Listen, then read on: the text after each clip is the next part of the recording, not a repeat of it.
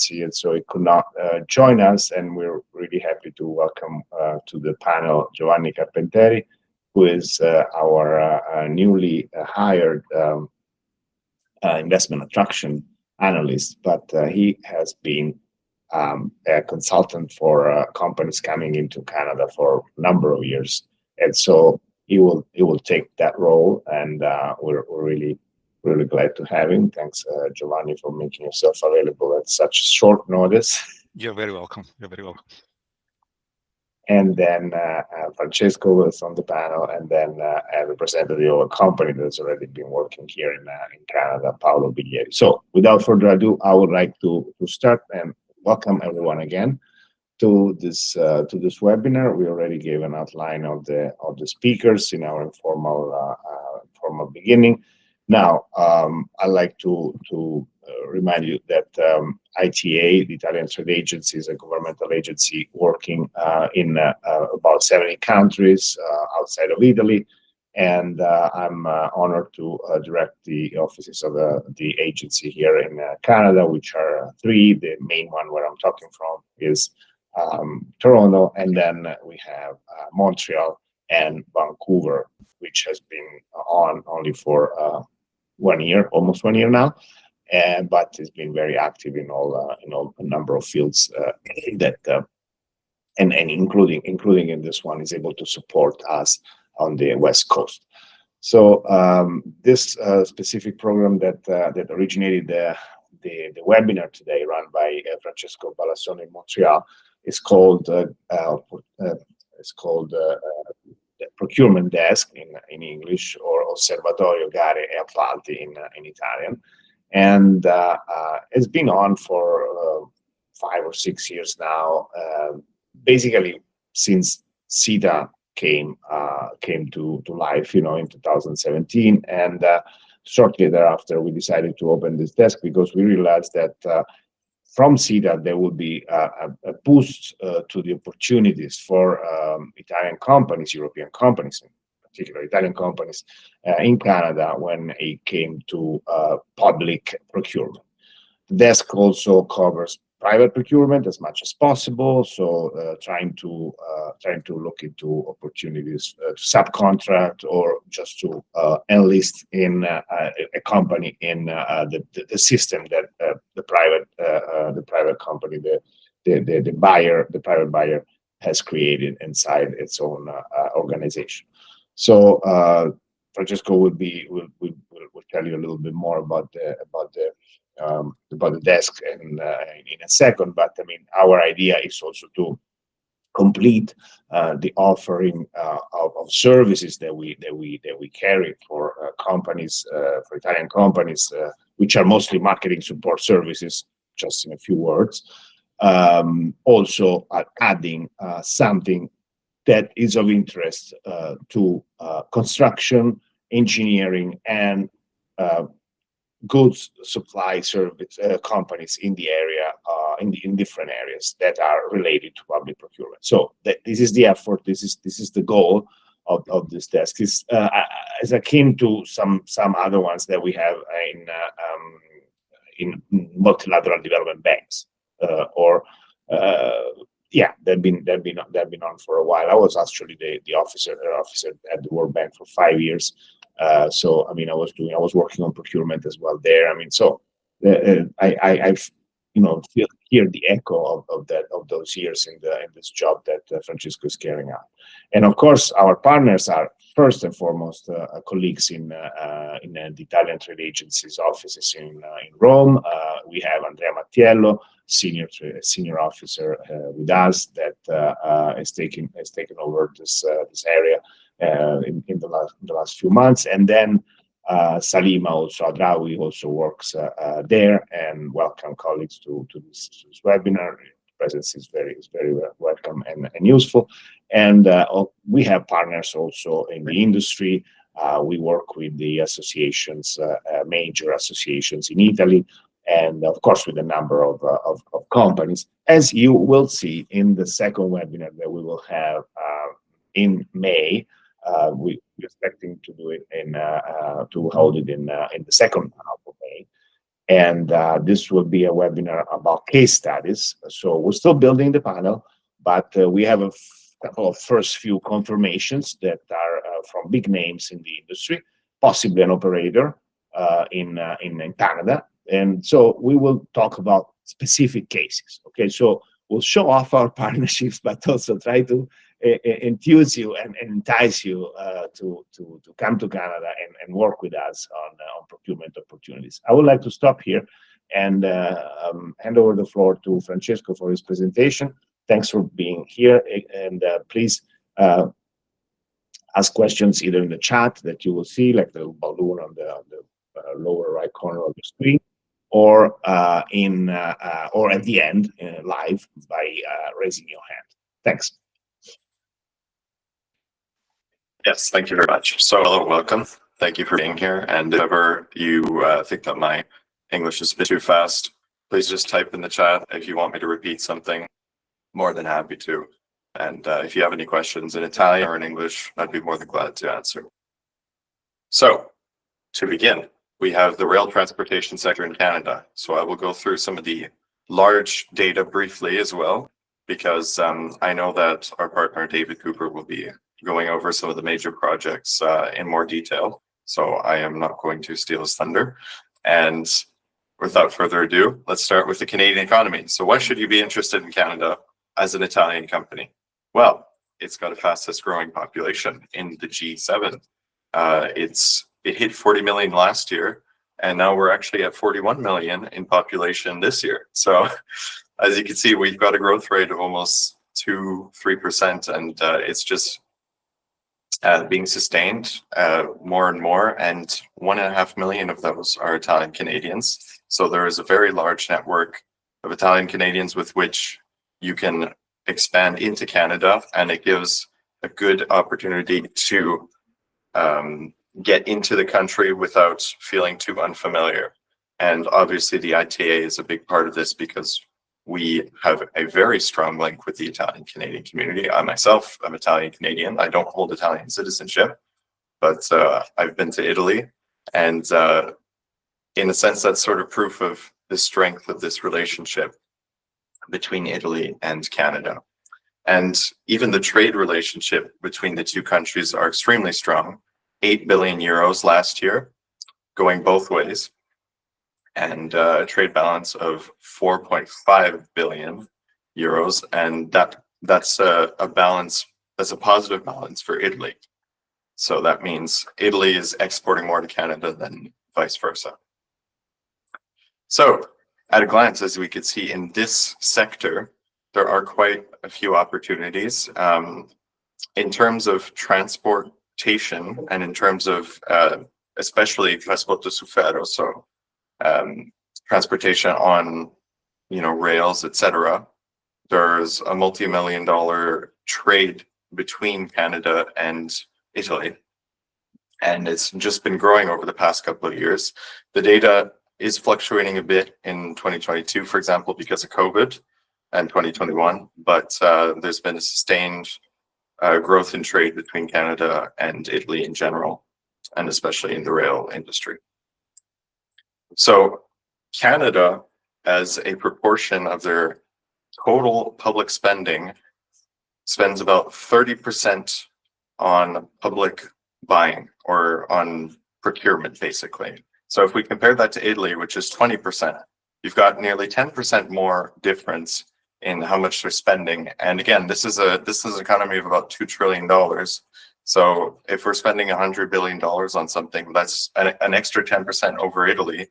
That's a lot of opportunities to enter into the public markets and to get into tendering opportunities. And so specifically with the rail transportation sector, it is quite strong here in Canada because our country was built on it. And there are two major railways, CNR and CPKC. Those are Canadian National and Canadian Pacific Kansas City. Those are the largest ones, and they control the vast majority of the railways. And the railways are approximately 46,000 kilometers or 49,000, somewhere around that figure in total. but only about 100 kilometers of rail are electrified, and those are in the urban corridors, not passenger rail or anything, just transit. So some of the major companies, as we've seen, CN Rail, CPKC, Toronto Terminals owns Union Station. You got the Hudson Bay Railway, you got Arctic Gateway, which goes all the way up to Manitoba. There's Via Rail, obviously the biggest passenger rail company and one of the few.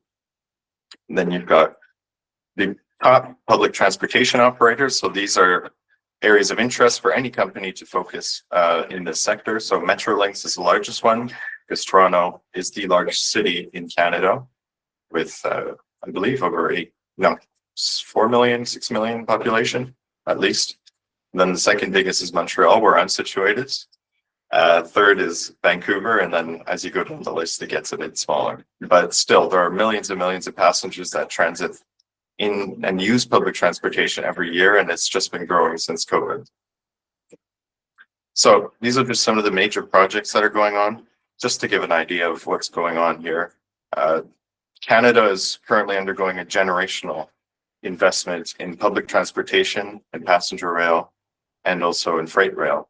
And this is just a tiny sample of what's going on. You know, there's the GO train expansion, there's the Blue Line, there's the REM, there's the O train, there's Calgary Transit, there's Edmonton, so many things. And as you can see from the estimated costs, this is almost, you know, this is more than $20-30 billion in projects alone just for this column.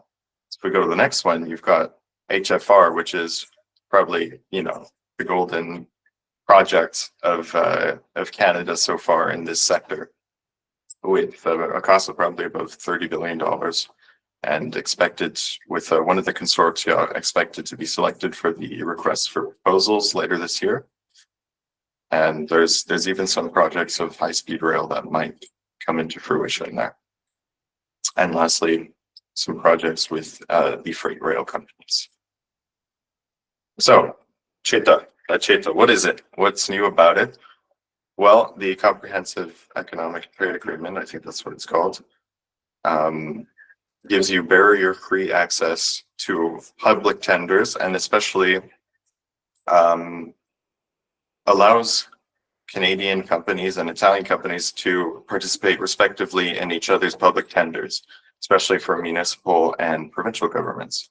So even though sub-public transportation projects in Quebec and Ontario must have at least or a maximum of 25% locally sourced, you know, goods and services, in some cases such as the REM, they didn't go for that. It's an option that they can choose to take.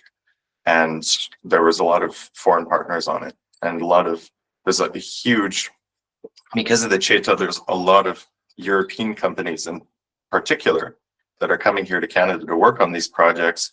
However, it'd be nice to see a lot more Italian companies coming in, because we have WeBuild and we have Gela, but it would be nice also to see a lot more Italian PMIs, small and medium enterprises coming in and helping out and, you know, taking advantage of this major investment that's going on. So these are the thresholds for CETA. Basically what this means is if a project is worth under this, or if a contract is under these values here, then it's not subject to the agreement, and above it, it is. So, and these values have been lowered over time. So this year it's been slightly lower. Here's a procurement model. So what does it all mean? There's a lot of jargon here, but basically, this is the base of a procurement model. Designing is just to help design the project and make it into something that is actually conceivable and that is ready to build. Then build is obviously the construction of it. Financing is to give money or to raise funds for the specific project, mostly in capital costs, but also for maintenance. And then operating is to actually operate the train, for example, or operate the subway system.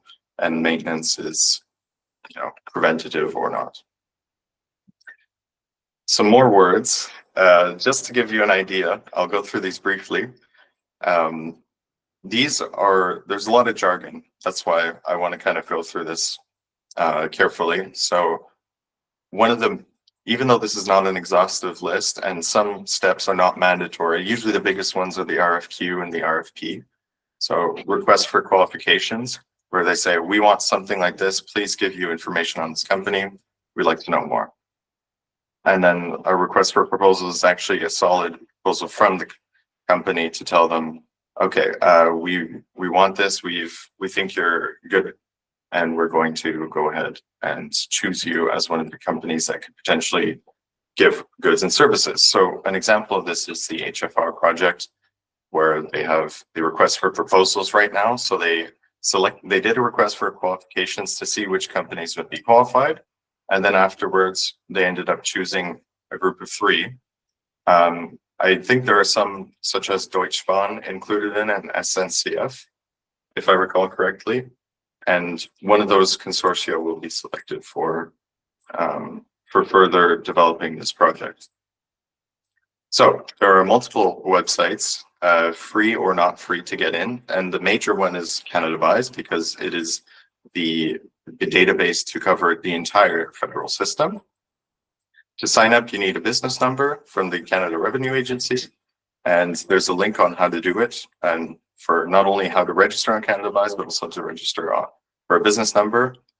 And just keep in mind for Canada it is a unified platform, which means that it may link you to some other provincial platforms, as I showed in the previous slide. So if ever, it might require you to sign up to multiple, but usually these tend to be free. So don't worry about it, and we're always here to help at the ITA to assist you with this, because that is my job, and it's not too difficult. So I'd be more than happy to help. Another example is private procurement. So what I just shown is public. This one is more of a private example. So usually they tend to have websites. So Canadian Pacific Rail has their own SAP Ariba platform where you could sign up. And there are multiple opportunities to become either a tier 1 or a tier 2 supplier. So tier 1s are the ones that supply directly to CPKC, and they're subject to their sustainability regulations. Whereas other ones, such as ones that, I don't know, provide a certain part that goes into the rolling stock that CPKC then buys, well, those are not subject to it. But we offer services to help you enter this market, whether it be private or public procurement. So the first one is reporting. So reporting is on the major projects that are going to happen or that we're thinking of having in Canada. When I say we, I mean the federal government, etc. And they're posted on the itc.it website. And all these links will be sent out to you later today. You'll get the presentation and you'll be able to see these if you're interested. Also, we have a newsletter, and we have the Gariapalti.ca website, which is where a lot of the news is posted. And it's basically our personal website to show major projects as well as tendering opportunities, RFQs, and information on the activities of Canadian companies in Canada at the moment. We also do lots of promotion. So we promote Italian companies and exportations in conferences. So we did PDAC. We had a lot of companies, Italian companies there at the Italian Pavilion. We also had the Globe in Vancouver earlier this year. Even though they're not really rail related, they're still quite important because we do help Italian companies come here and showcase their goods, and we offer services for that as well. Lastly, we do assistance. So you could register on our website and we can be more than happy to help you with your request. Basically, we can help with things like contact lists, searches for companies, help with recruitment, help with visas, HR, payroll, and also help with entering these public and private tendering opportunities, either by calling the contacting the supplier or getting in contact with a legal team, for example. And we also offer tiers package assistance for either direct entry to the OEM, such as what I had showed before with CPKC, but also with tier 1 suppliers and tier 2 suppliers. And so thank you very much. I have gone over time, so I do apologize for that. And now we'll be going on to Giovanni Carpinteri's presentation. Yep. Thank you so much for being here. As anticipated by Marco, I'm the new Italian attraction officer for foreign direct investment.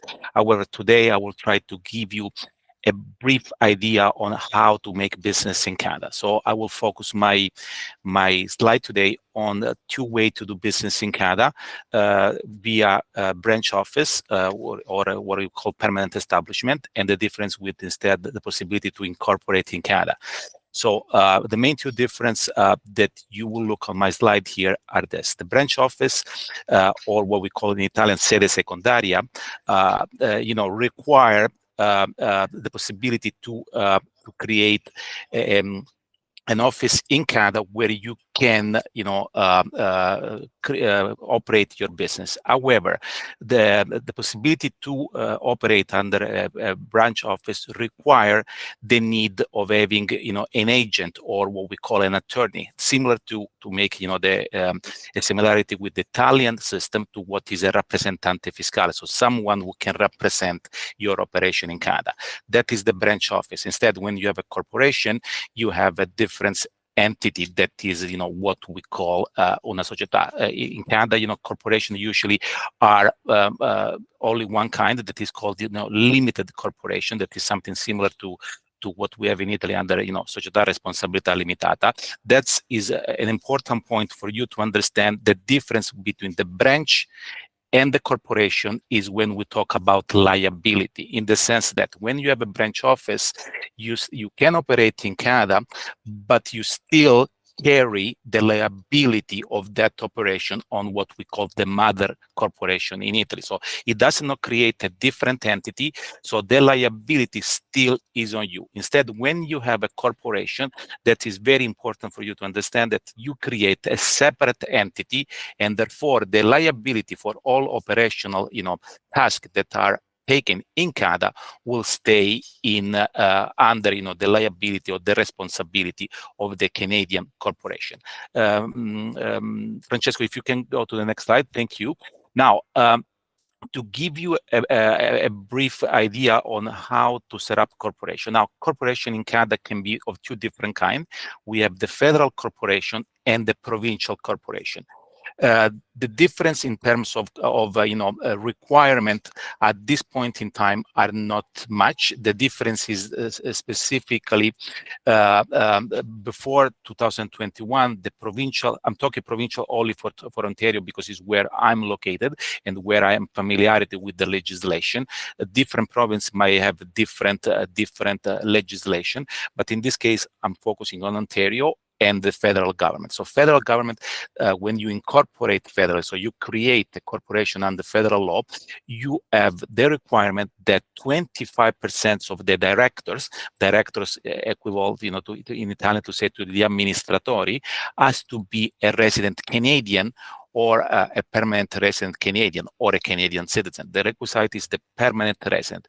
Why they do this? They do this like in order to have someone that is liable to have the communication with the local revenue agency. Again, this is the requisite that some of you might find too stringent to operate in Canada because they want to have someone of the directors. However, if you have an idea, for example, of your company to create a corporation in Canada, you can have, for example, the creation of a corporation with 3 directors, of 2 of which will be staying in Italy, and maybe one of your agent that he can be one of your, top manager will be sent in Canada to do the operation. That way, he might, in the long time, obtain the qualification to be a Canadian resident.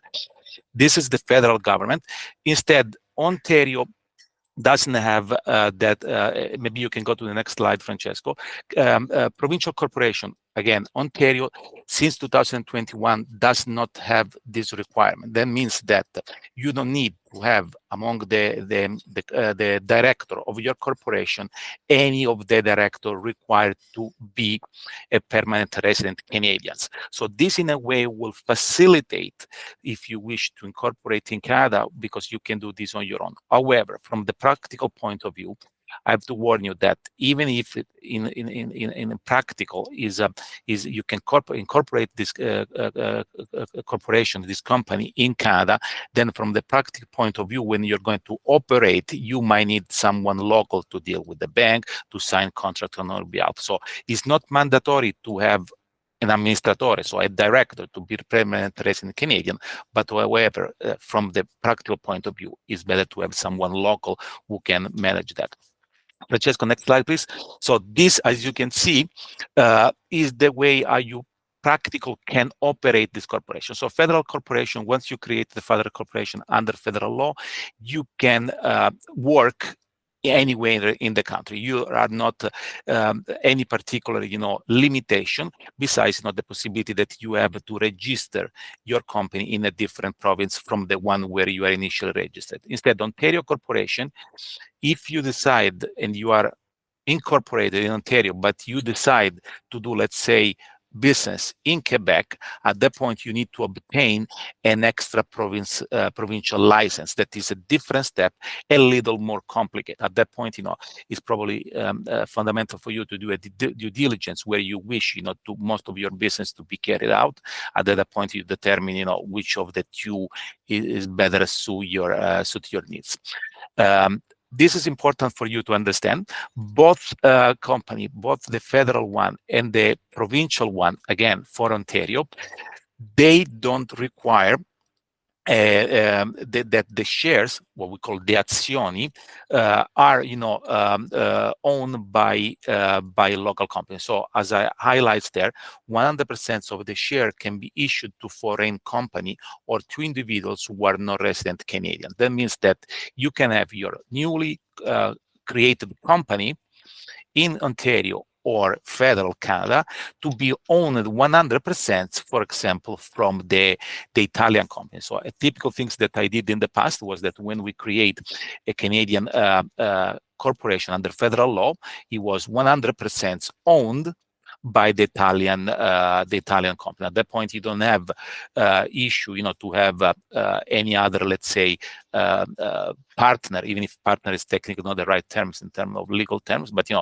don't have to share your, the command you have on the corporation on any other, entity, unless you wish to have, new funds or other situation. So this is very important for you. The creation of a corporation, especially under the federal law, is very easy. You can even, issue $1 shareholder. Is a very easy process. You have some requirement for the name. As in Italy, the name has not to create any confusion with any other corporation already existence, but those are, pretty easy to determine. This is the concept that I was talking to you at the beginning. So the liability, that the difference between branch and corporation, in the sense that branch still the home, let's say the home company is still liable for the operation of the corporation. So in that case, personally, if I might give an advice to anybody is here listening, when you deal with big project, probably is not the best way to do this kind of operation via branch.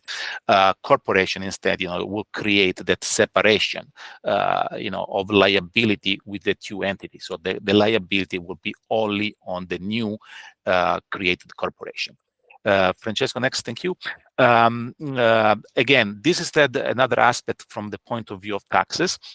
Again, I'll try to summarize this. Again, I'm not a tax expert, but this basically, maybe the rate percentage might be slightly different because, as Marco anticipated, we had our federal budget today, and most of the tax are federal taxes. So this percentage might be slightly different, but this aim to give you an idea of the fact that from the tax point of view, there is no particular advantage for you to go with a branch or not to decide not to go with a corporation, because at the end, probably when you make these two calculations, you will notice that they end up to having a 31.5% overall, because there is but with the difference that on corporation, when you pay tax, you pay only tax in terms of income tax, noi parliamo di income tax come tasse sul reddito personale, it will be only generated when the dividend will be paid to the foreign entity. To give you an example, you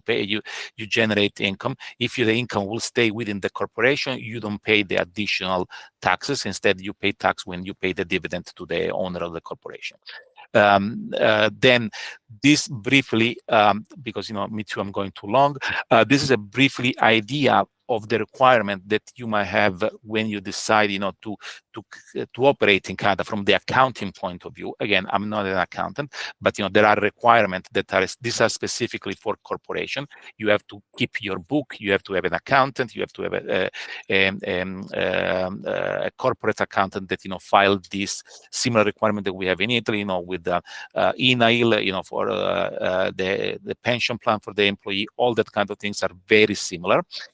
And last, even if it's not in this slide, I will give you, because before we're mentioning about CETA, so the comprehensive free trade agreement.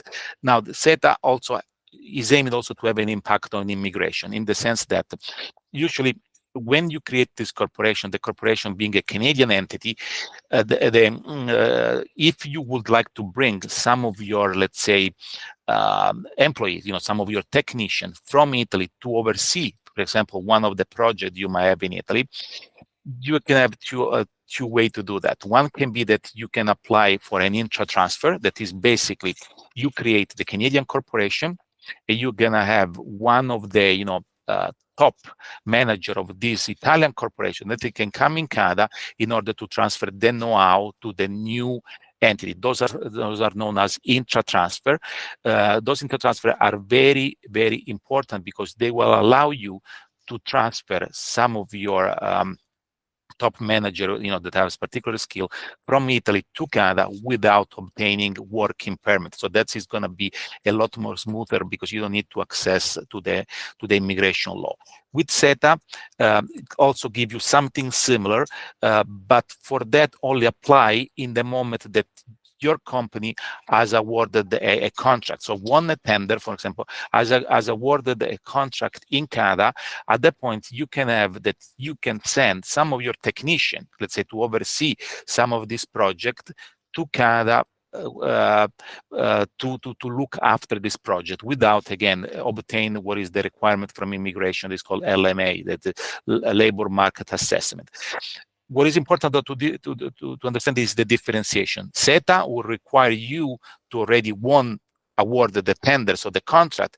Instead, intra-transfer between the Italian corporation and the Canadian corporation, they don't need that. Means that if you want to come in Canada to explore the market because you want to, to participate, I will say that it's better to create your own entity here, because then you can have your commercial side of people that can help you to do that. So with this, I think I took already 3 more minutes more. So I will wait for you any question you might have at the end, and I'll pass the let's say the microphone all the way to say that to the next speaker. Thank you.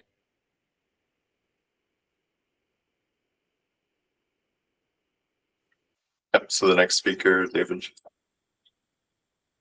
Hi, everyone, and it's great to be with you this morning. My name is David Cooper. I'm the principal lead in mobility consulting. I've worked in the transit industry in Canada for almost 19 years now. I spent 14 of those years in the public sector working for the transit agencies in Calgary, Vancouver, and Toronto, and have been supporting these agencies on differing rail infrastructure, transit policy, and funding for the last 5 years as a consultant. So I'm going to give you kind of a quick snapshot, and I'm going to just maybe gloss over some of the components that Francisco and the other speakers have spoken to. So this is just a snapshot of some of the work I've done across the country. Next slide. I'm going to do a bit of a kind of a West Coast to East Coast scan of what is different types of opportunities. I was very fortunate to join the ITA with the they had a trade mission out to Rome, Florence, and Milan back in February 2020. So we met with a number of different industry folks in Italy in person, and really try to focus this conversation and presentation to, I think, opportunities where Italian companies can come in. There's differing types of projects across the country, but also different projects are at different stages. So your ability to partner on some of those may be different depending on what status and stage the project is at. So I'll walk a little bit about that. Next slide is just really walking through the overall procurement process. Francis, you want to go next slide? So basically the way it works for us is that we will do, before we do any sort of big infrastructure project, we will do a feasibility study just to understand what is the actual need, what is the actual problem this project is trying to address. Then we'll do the planning work. So where is, let's say, the alignment of the train line or the stations, or, you know, where do we put the accessory infrastructures? So such as like power substations and ventilation shafts and things like that, depending on what the project is. So we'll do a lot of that kind of planning and design work. Then we go for approvals to our, you know, city councils, our provincial government, governments, or the federal government. Then we go through the procurement stage. So some of these projects are multi-billion-dollar projects. So teams will be created. So the private sector will create consortiums of differing types of teams with differing, you know, skill sets and labor expertise, and sometimes materials and supplies. And then we have a construction process and then overall operations. So this is a pretty traditional process you would see here in Canada. The procurement process, and our previous speakers kind of touched a little bit on that, can take upwards of about 2 years to go, if it's a major multi-billion-dollar type project. Some pre-design work and planning work would be done before it goes to procurement, so you can understand what exactly you're bidding on in terms of the scope of the project. But you also, there's a lot of kind of regulatory things that people need to look at when they are awarding, you know, several billion-dollar type projects here in Canada. Next slide. So I'm going to do a very quick kind of across the country snapshot. We have different agencies that have different responsibilities in Vancouver. We have one regional transit authority, which is very unique in Canada, where it's one agency that does all the transportation in one area. And we have significant involvement from the government of British Columbia in new transit infrastructure projects like SkyTrain extensions, or for them also bridges and tunnels and things like that. Next slide. So there's a number of differing projects in the planning phase right now. There's a 7-kilometer extension of the SkyTrain system being planned out to the University of British Columbia, which is replacing the busiest bus route in the country. We have projects looking at extending rapid transit to the North Shore from downtown Vancouver, which would require a pretty significant engineering lens when it comes to crossing the Bard Inlet. We have bus rapid transit services that TransLink is looking to advance across the region, so dedicated bus lanes and busways in different parts of the region. There's a gondola project that's being proposed between one of the SkyTrain stations and one of the largest universities that's situated on top of a mountain. And Francisco did hint on this with his slides. There is also work that's being done jointly with the state of Washington and the U.S. federal government on looking at the feasibility of high-speed rail between Vancouver, Seattle, and Portland, Oregon. Number of differing projects that are occurring right now in the procurement stage is that the SkyTrain system opened in 1986, the original segments of it. And right now we're seeing a lot of kind of maintenance projects that are occurring, from replacing, you know, rails, components, station renovations, things like that. And there's pretty significant investment going on in that realm, and then also significant purchases of the battery electric buses and charging stations. Next slide.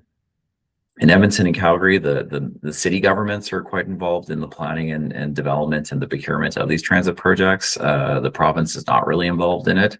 Next slide.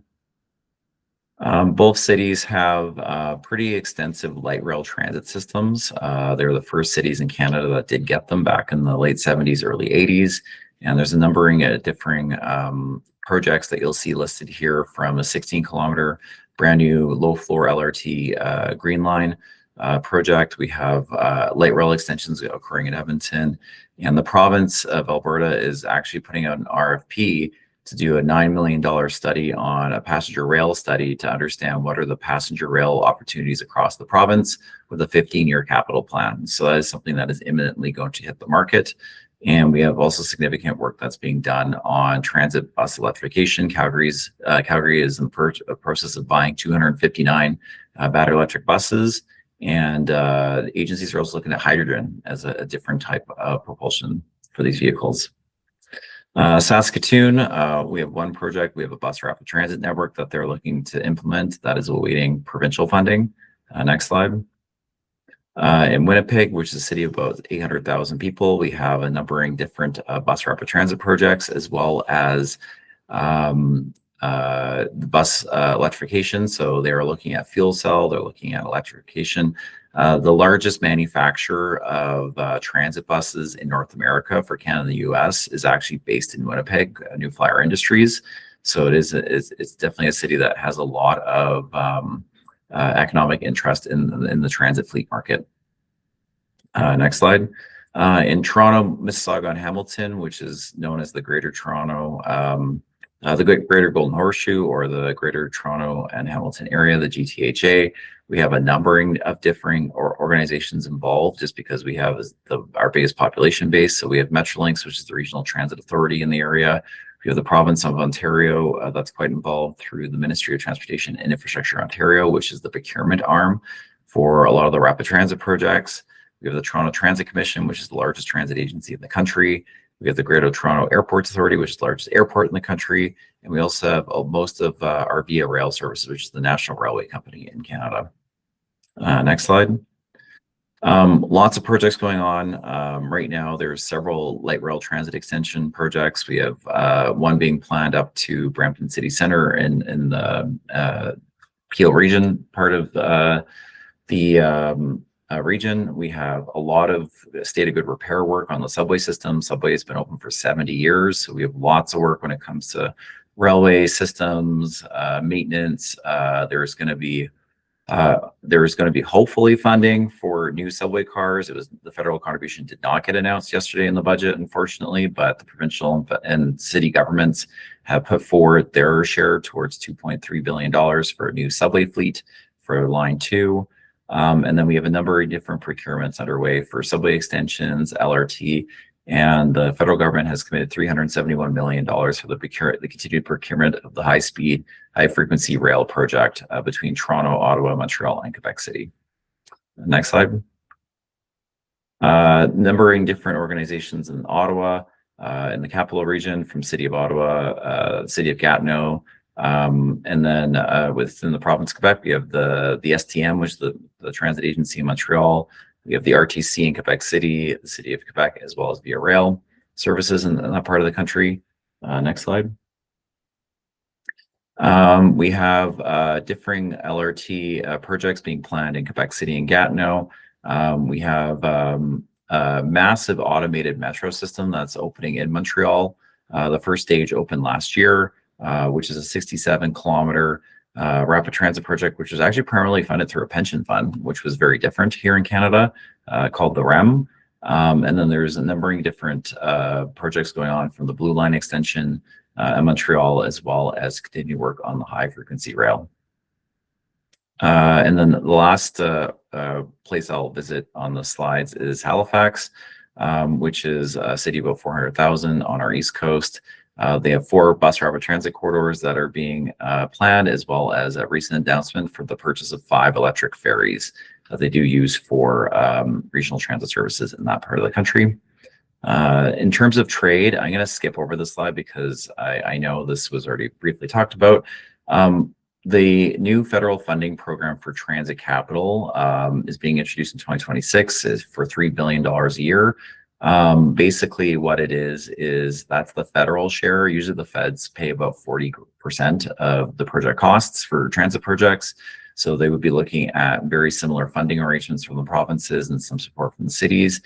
The application process is now will be starting pretty quickly for the cities to tell the federal government what their 10-year capital plans are for the purposes of planning out cash flow from this particular funding program, which is the primary federal funding program. But there's also federal funding programs right now for electric buses. There's $2.75 billion to purchase up to 5,000 battery electric buses, and a couple other programs for rural transit. But the big one is this one. In terms of Italian companies that have worked in the Canadian space, we've had one Italian company that helped out with the tunneling of the Canada Line, which is the automated metro that runs between downtown Vancouver, the airport, and Richmond. We've had another company that provided the wayfinding signage and systems for Winnipeg Transitway, their busway system. And then we've had also support from Italian companies on the Huron-Ontario LRT project, which is about an 18-kilometer light rail transit project in the Toronto area as well.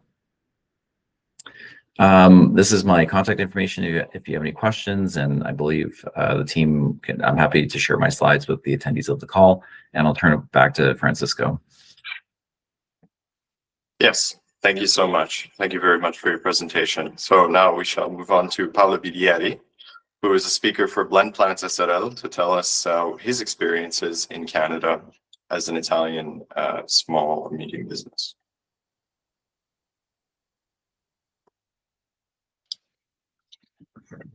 Good afternoon. I'm Paolo Biglieri. There are the slides. Okay, I was preparing as well.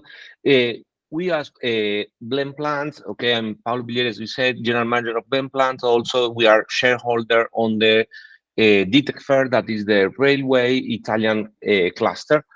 And with them, we went together for the success project in Canada last October. I will explain a little bit very short about our company. We produce machineries to we supply machineries to the construction companies on the railway market, and not only on the railway market as well, also for the civil project and whatever kind of project, but we are very specialized on the railway market as well, in North America, in Switzerland, in UK, different kind of countries.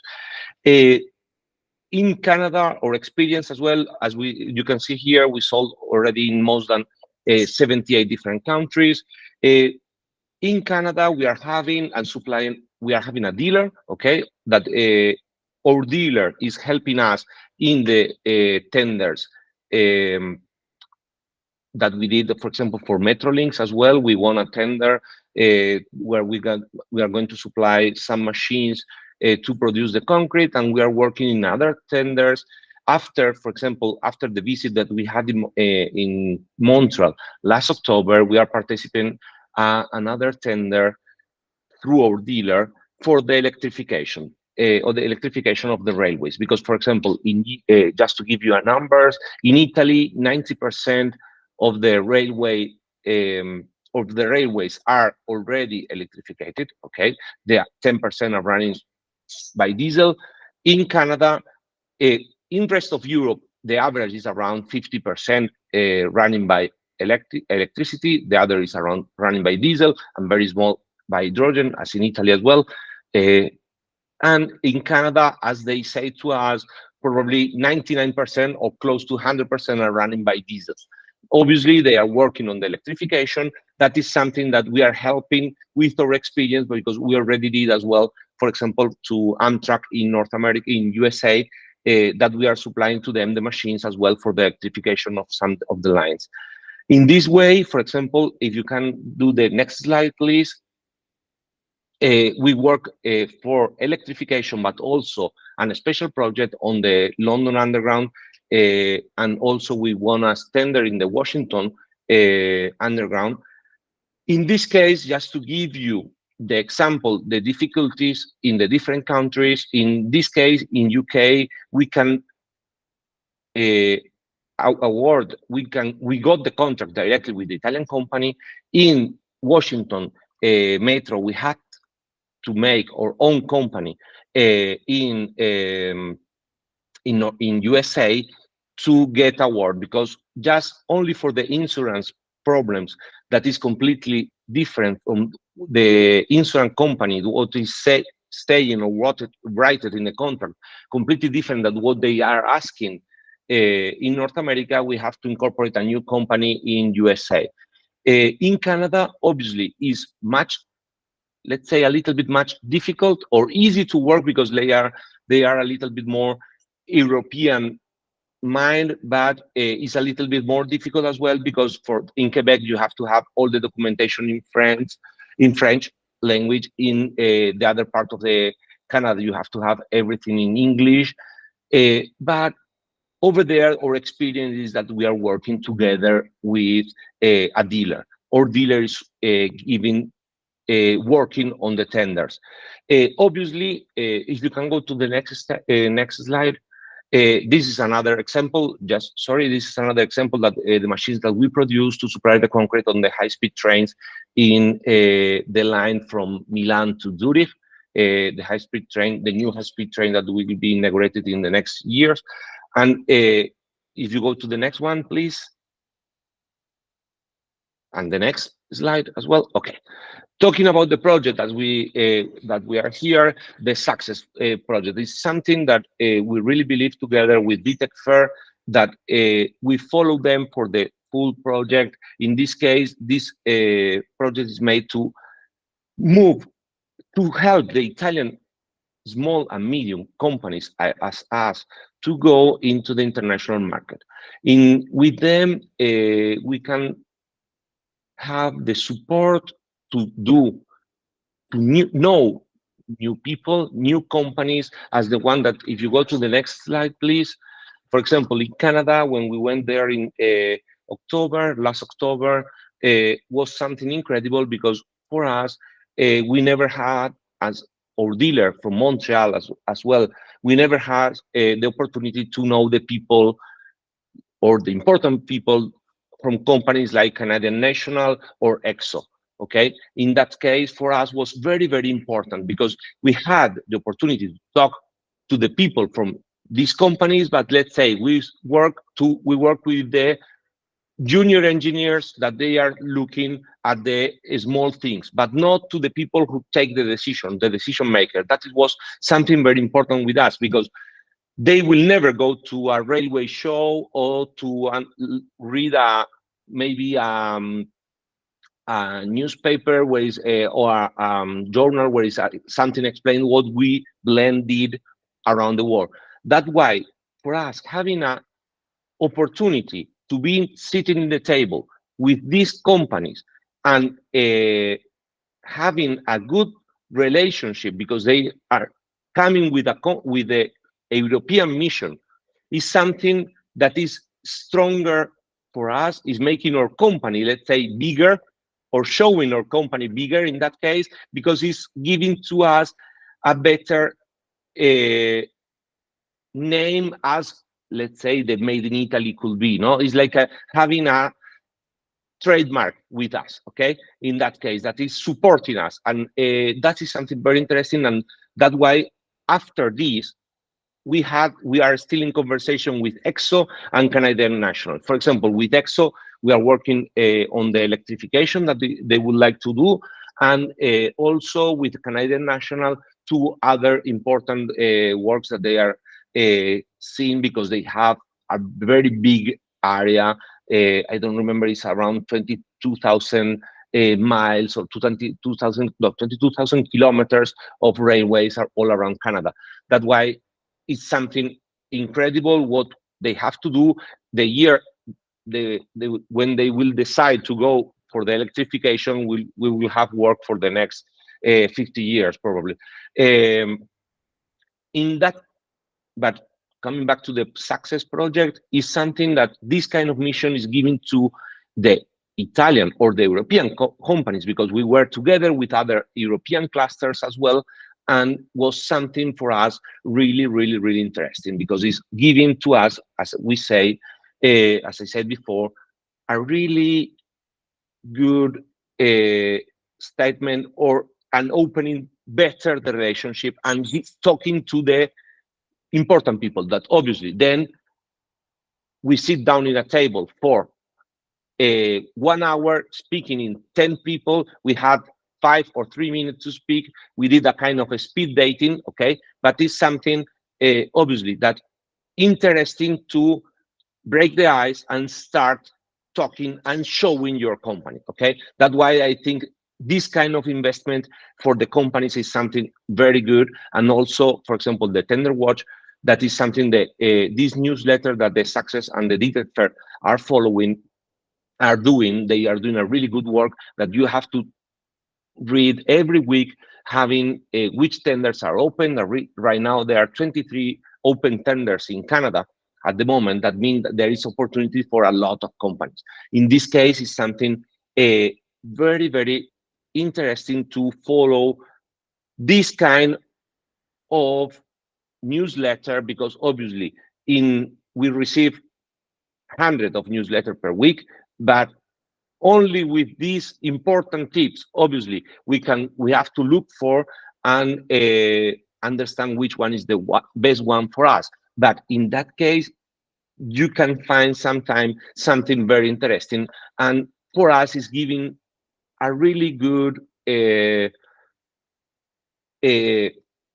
commercial instrument to work worldwide. For example, I'm so pleased to the Italian system. Let's say I did as well an experience.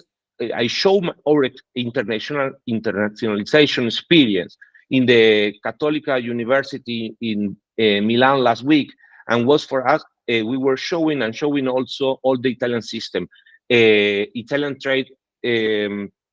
The ICE, that is Italian Trade Agency, that is giving to us a really good push.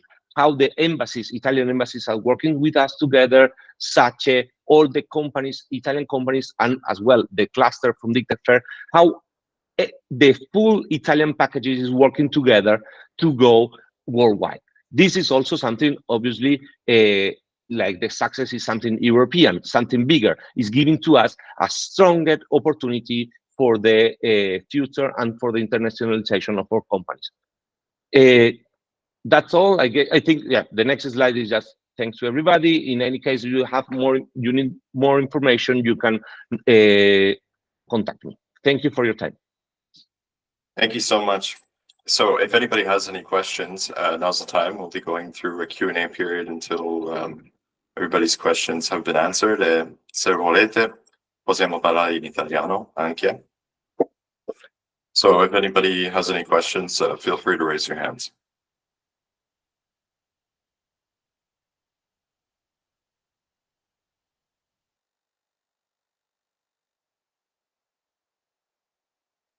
All right. Penso che David ci ha lasciati e quindi credo che siamo fra italiani, ma tutte persone che parlano italiano, incluso Francesco che lo parla piuttosto bene, e quindi possiamo anche cambiare lingua. Però se mi sbaglio qualcuno, if I'm wrong and anybody needs for us to continue in English, please don't hesitate. I think everybody's more or less bilingual here. I think so. There's no problem. I see an Alexander Hertz. Do you speak Italian, Alexander, or no? I can hear you, sorry. Scusate, per me è lo stesso, ho solo il nome tedesco perché sono di nazionalità austriaca, però sto lavorando per un'impresa italiana, però Benissimo, ho anche benissimo. passato 5 anni in Canada, quindi possiamo anche continuare in inglese. Sì, no, vabbè, allora, continuiamo in italiano, se non c'è nessuno che lo richiede, insomma, l'inglese, siamo a casa nostra, possiamo parlare tranquillamente in italiano. Grazie Alexander. No, io intanto vorrei stimolarvi naturalmente a venire avanti, anche fare dei commenti, non c'è nessun problema, insomma, non siamo appunto, ripeto, in un gruppo abbastanza ristretto di persone che hanno comunque una grande conoscenza tecnica e quindi che ci hanno onorato della presenza a questo webinar. Sono stato personalmente molto contento di avere notizie via Paolo Biglieri dell'iniziativa di Tech Fair, che è l'agente, credo, in Europa in Italia, di questo progetto europeo, insomma, del quale avevo già sentito parlare e conoscevo a suo tempo, che però vedo che sta proseguendo e facendo progressi, quindi sicuramente dobbiamo rafforzare anche la collaborazione lì.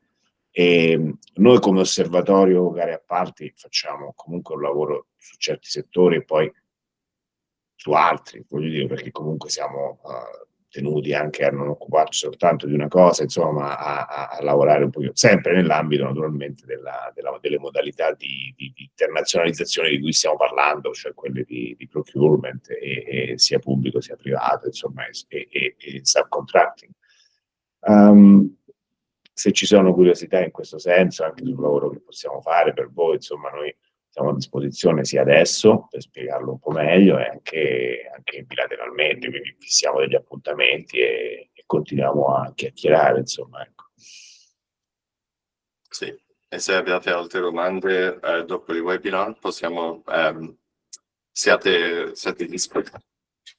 Feel free, basically, to contact us. Saremo lieti di rispondervi e tutte le presentazioni saranno condivisi con voi tramite email e anche sul sito web gareeparti.ca. E certo ci sono molte opportunità per collaborare insieme e per entrare in queste gare, e se anche volete fare una domanda per una servizio, una richiesta, potete andare sul sito web di ice.it per l'area clienti. Chiedo scusa, volevo intanto ringraziare Marco e Francesco Balassone per la sua interessante presentazione.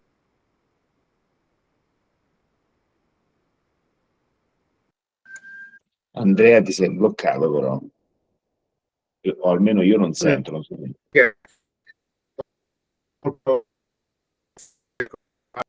Mi sentite? Sì, adesso sì. Mi sentite?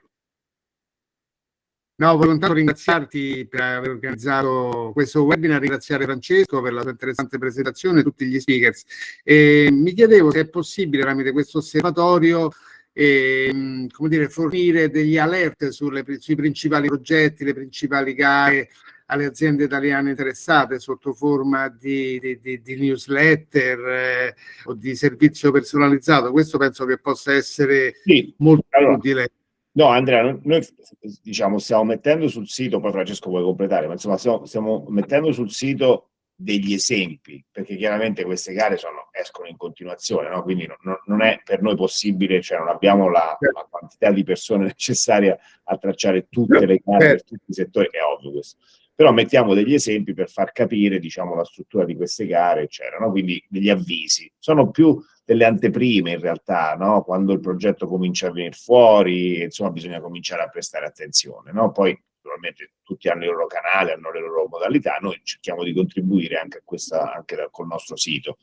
Poi però io vorrei fare più un discorso di avvisi, diciamo, se c'è un rapporto di servizio con un'impresa che ha una sua necessità, perché naturalmente ognuno fa delle cose diverse, si occupa di cose di grandi categorie, ma anche dentro le categorie di beni diversi, di servizi di ingegneria diversi, c'è chi fa l'IT, c'è chi fa l'ingegneria civile, insomma, eccetera. Quindi preferirei andare un pochino più sul personalizzato, no? Quando si parla di avvisi, magari avviare un ciclo di qualche settimana, un mese, 2 mesi, 3 mesi, nel quale uno dà delle informazioni su quello che sta uscendo, familiarizza l'impresa con gli strumenti che sono gratuiti, quindi possono essere attivati anche dall'impresa, insomma, in modo da poter poi rendere sostenibile, diciamo, questo nostro sforzo nel futuro, e naturalmente cerca di arrivare a un po' a portare la cosa un po' più avanti della semplice notizia, insomma, questa è la nostra ambizione. Certo non siamo agenti, non siamo rappresentanti, quindi sappiamo bene il nostro ruolo è quello di facilitare, insomma, non di rappresentare, però anche in questo senso, insomma, la facilitazione può estendersi anche al trovare qualcuno che sostenga nelle varie modalità che abbiamo detto. Per esempio Giovanni diceva ci vuole un rappresentante locale, ecco, se uno lo deve cercare lo possiamo cercare, ci vuole un dealer per chi vende merci, ci vuole un partner ingegneristico che firmi i progetti perché ha bisogno di cominciare a presentare qualcosa, e queste sono tutte cose che si possono chiaramente fare. Vedo che Paolo ha alzato la mano. Prego. Grazie. Sì, Marco, prendo spunto di nuovo di quello che ho detto prima e quello che stavi dicendo anche tu, cioè noi siamo grandi sostenitori di quello che dicevo prima, il sistema Italia, quindi veramente, cioè comunque crediamo e sfruttiamo, speriamo al massimo, anche se forse dobbiamo fare di più, di tutto il sistema Italia, quindi c'è dal sistema confindustriale che comunque ci aiuta tanto, e difatti siamo in Confindustria Africa e io sono vicepresidente Confindustria Confindustria Brescia, siamo associati e io sono vicepresidente Confindustria Africa. E poi in ogni paese che andiamo contattiamo comunque l'ICE, andiamo insieme con l'ICE alle fiere e usiamo anche SIME o SACES per poter avere accesso a crediti o garanzie di credito per poter vendere all'estero, e comunque quello che abbiamo visto anche usando le ambasciate o i segretari dell'ambasciata ci hanno sempre supportato nella nostra internazionalizzazione. Quindi questo è quello che volevo comunque, perché quando mi piace sempre fomentare questo, perché comunque nessuno pensa che possa essere aiutato da un sistema Italia, invece il sistema Italia all'estero c'è e mi piace proprio essere testimonial di questo, perché veramente siamo andati in fiera dovunque nel mondo con ICE e tutti i nostri commerciali ad Amendel sono molto contenti in questo caso, e quindi veramente ringraziamo per il lavoro fatto, e come anche con Ditecfer, che è il cluster ferroviario, anche con loro ci porta nella mano più, diciamo, specializzato sul settore ferroviario, un po' meno generico, diciamo, come può fare ICE, però ad esempio io mi ricordo tantissimi anni fa, 2016, a Dubai, che l'ICE mi ha aiutato a fare la ricerca dei dealer, e quindi quali potevano essere i dealer ideali per noi. Io ero già in contatto con quello che era nella lista, primo nella lista dell'ICE, quindi mi ha detto non serve che ti faccia un lavoro a pagamento perché hai già il contatto giusto.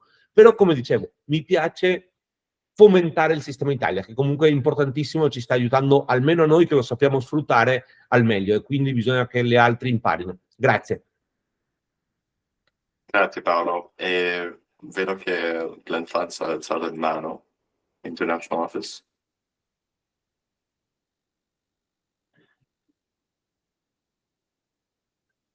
Buonasera direttore, sono Piero Berardi, ha già capito, l'assistente di Paolo Biglieri.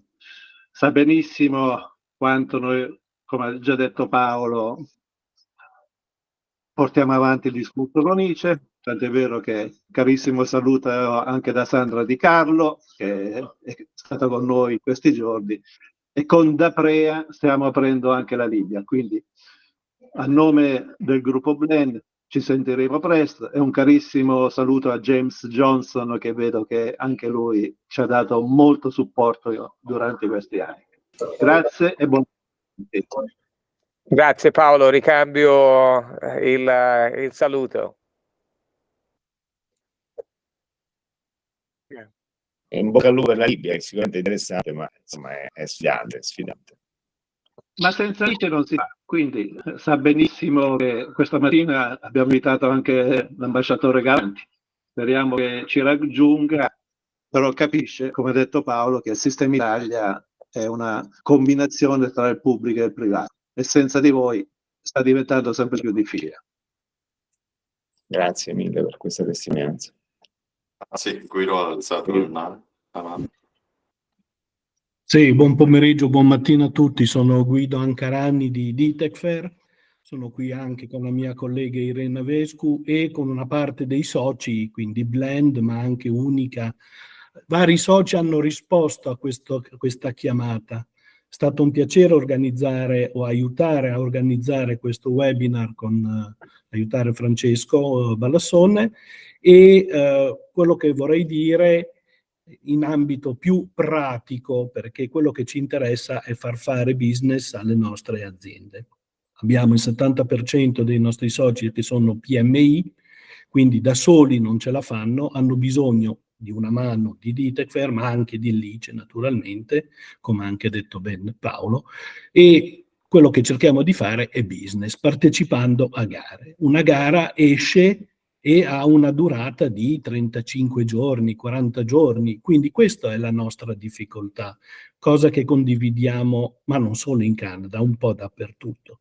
Quindi il consiglio o la richiesta o il modo di vedere cosa si può fare è di anticipare l'informazione. Il 14 è uscito sul sito Extender la gara sulla linea blu riguardo sistemi di sicurezza, un RFP. Bene, Ci interessa perché abbiamo dei soci che fanno sicurezza. Poi non cito chi per ora, ma ce ne sono. Come fare per procedere in modo rapido? C'è da comprare la gara, i documenti di gara, perché su SEAO bisogna essere membri e bisogna poterla scaricare. Perdiamo tempo, basterebbe essere già soci o abbonati a SEAO per poterlo comprare, mi dirà, certamente.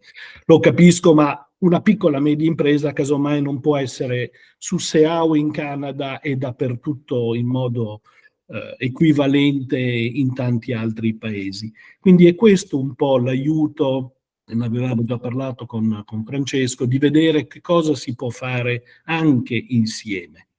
Perché quella gara lì non fa parte delle 23 che ha fatto vedere Paolo in quella slide che noi facciamo nei nostri Tender Watch. Quindi uscirà lunedì prossimo. Il tempo di vederlo, di capirlo, non dico che siamo già alla scadenza, ma dobbiamo ancora comprare la gara, organizzarci, vedere se possiamo rispondere, capire se abbiamo la documentazione. È chiaro che noi stiamo insegnando anche a tutti i nostri soci di preparare tutta la documentazione per poterla tirar fuori immediatamente. Però un aiuto o uno scambio di informazioni con ITC Canada in questo caso, visto che il mercato è talmente importante, penso che sia più che utile, penso per entrambi, perché aumenta il business degli italiani in Canada, come ha presentato Francesca all'inizio, e questa informazione di vedere, questa informazione di che se potesse essere anticipata su gare o su uscite di gare, chiaramente potrebbe facilitare l'ingresso anche di nuovi piccole e medie imprese, ma non solo, basta che siano italiane, dico io. Qualche cosa del genere che potrebbe aiutare il sistema Italia. Grazie. Sì, certo. Allora, come abbiamo parlato l'ultima volta, stiamo anche per offrire i documenti se ci avete bisogno. Allora, se c'è un documento, per esempio, sul SEAO che non può caricare per alcune ragioni, possiamo scaricarlo e mandarlo a voi tramite sia una richiesta sul sito ITC, sia su una richiesta tramite email a montreal@ice.it oppure toronto@ice.it. E anche per quanto riguarda la collaborazione, stiamo per fare una missione possibilmente in Italia con le aziende in questo settore e con gli operatori italiani e canadesi, insieme per parlare delle opportunità di affari tra i due paesi e per sviluppare delle relazioni per poi entrare come subfornitore o fornitore per i progetti canadesi. Allora, with that being said, vi ringraziamo tantissimo per questo webinar, a tutti i speaker, a tutti gli intervenanti. Se non ci stanno delle domande, possiamo chiudere e vi invieremo la registrazione tra poco. Grazie a tutti. Grazie. Ci sentiamo e collaboriamo in futuro. Quando venite in Canada, fatecelo sapere. Grazie. Grazie mille a tutti quanti. Grazie, arrivederci. Buona serata a tutti. Arrivederci. Grazie a tutti. Arrivederci, grazie. Ciao.